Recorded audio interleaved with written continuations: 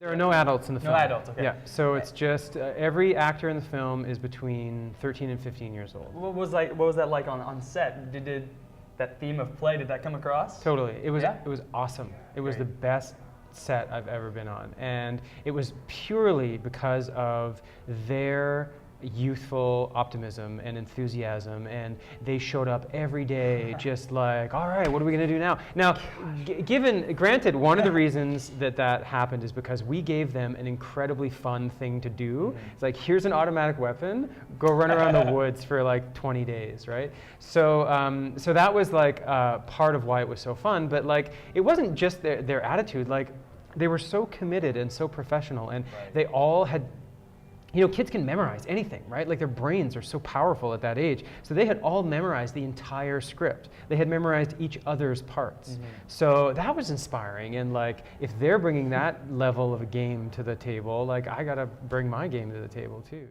You see, you know, the rest of these filmmakers here in the workshop that we held today, and you know, you can tell, no, we don't have it figured out. And I mean, it'd be boring if we had it figured out. But yeah, that's the other thing too, is that I've had a lot of people ask me, how did you get these great performances from these kids? And my answer is always, I didn't treat them as kids. Like, I didn't use my kid acting directing techniques. You know, like, I treated them as equals, and which they, you know, I treated them as professional equivalents, and they just smashed it. You know, and our casting director like did a great job in casting the film, and I just encouraged the kids to do their best, and they did.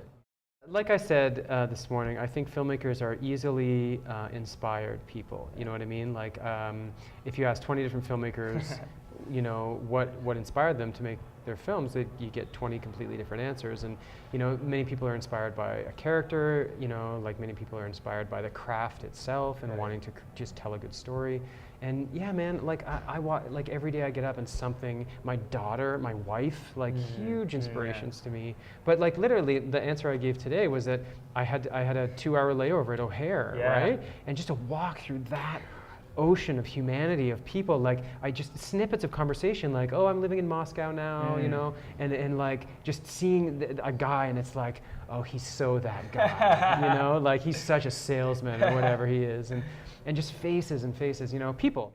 It's funny that you say urgency, because I wrote the film 9 years before it was made. Really? Right, yeah. So, and I wrote the film, and I think this is very common amongst filmmakers.